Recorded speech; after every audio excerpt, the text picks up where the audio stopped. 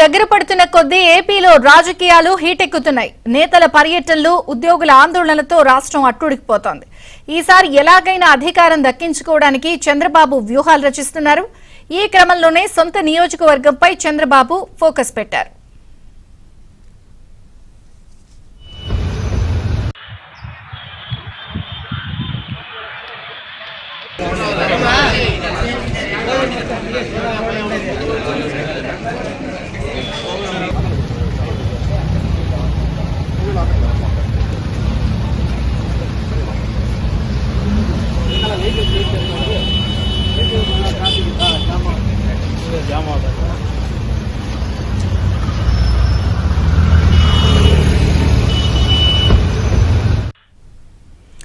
ఈ నెల 28, 29, 30 తేదీల్లో కుప్పంలో చంద్రబాబు పర్యటించనున్నారు.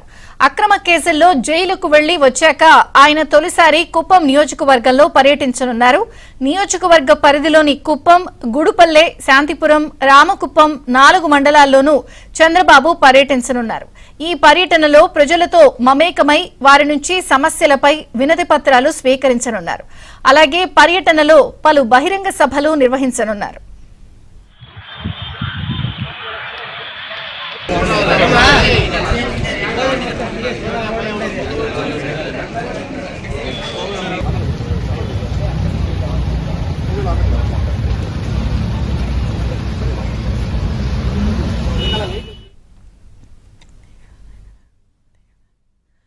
ఎన్నికలు దగ్గర పడుతున్న కొద్దీ ఏపీలో రాజకీయాలు హీటెక్కుతున్నాయి. నేతల పర్యటనలు, ఉద్యోగుల ఆందోళనతో రాష్ట్రం అట్టుడికిపోతోంది. ఈసారి ఎలాగైనా అధికారం దక్కించుకోవడానికి చంద్రబాబు వ్యూహాలు రచిస్తున్నారు. ఈ క్రమంలోనే సొంత నియోజకవర్గంపై చంద్రబాబు ఫోకస్ పెట్టారు. ఈ నెల 28, 29, 30 తేదీల్లో కుప్పంలో చంద్రబాబు పర్యటించనున్నారు. అక్రమ కేసుల్లో జైలుకు వెళ్లి వచ్చాక ఆయన తొలిసారి కుప్పం నియోజకవర్గంలో పర్యటించనున్నారు. నియోజకవర్గం పరిధిలోని కుప్పం, గుడుపల్లె, శాంతిపురం, రామకుప్పం 4 మండలాల్లోనూ చంద్రబాబు పర్యటించనున్నారు. ఈ పర్యటనలో ప్రజలతో మమేకమై వారి నుంచి సమస్యలపై వినతి పత్రాలు స్వీకరించనున్నారు. అలాగే పర్యటనలో పలు బహిరంగ సభలు నిర్వహించనున్నారు. ఈ నెల 28, 29, 30 తేదీల్లో చంద్రబాబు కుప్పం పర్యటన ఉంది. మరిన్ని వివరాలు మా ప్రతినిధి దినేష్ అందిస్తారు. దినేష్, చంద్రిక మొత్తం మీద చంద్రబాబు అరెస్ట్ అయి విడుదలైన తర్వాత మొదటిసారి ఆయన సొంత నియోజకవర్గానికి రాబోతున్న నేపథ్యంలో కుప్పంలో కూడా ఈ అక్రమ అరెస్టు నేపథ్యంలో తీవ్రమైనటువంటి ఉద్యమం చేశారు. చంద్రగిరిలో కూడా అదే పరిస్థితి ఉంది. మొత్తంగా చంద్రగిరి సొంత గడ్డలో నారావారిపల్లిలో కూడా అక్రమ అరెస్టుకు తీవ్రంగా రియాక్ట్ అయినటువంటి పరిస్థితి ఉంది. ఆ తర్వాత కుప్పానికి ఆయన రాబోతున్న నేపథ్యంలో కుప్పంలో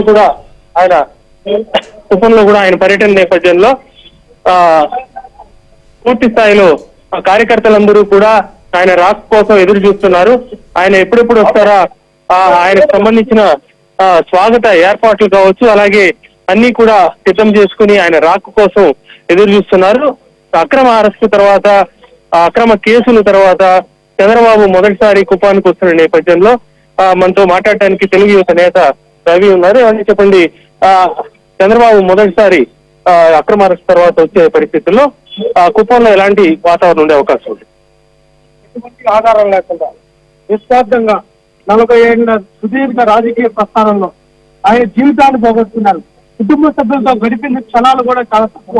ఆయన ఎప్పుడు ప్రజలు పరిష్కరించారు, కోసమే బతికారు. ప్రజల కోసమే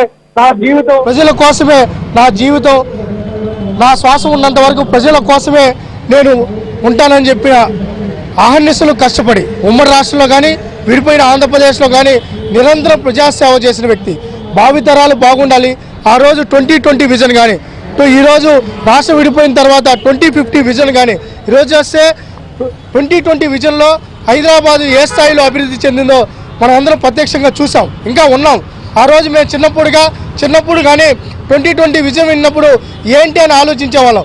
ఈరోజు హైదరాబాదు మాదాపూర్ హైటెక్ సిటీకి అయిపోతే నిజంగా ఇది ఏ దేశంలో ఉన్నాం, ఏ ప్రాంతంలో ఉన్నామో అర్థం కాని పరిస్థితి.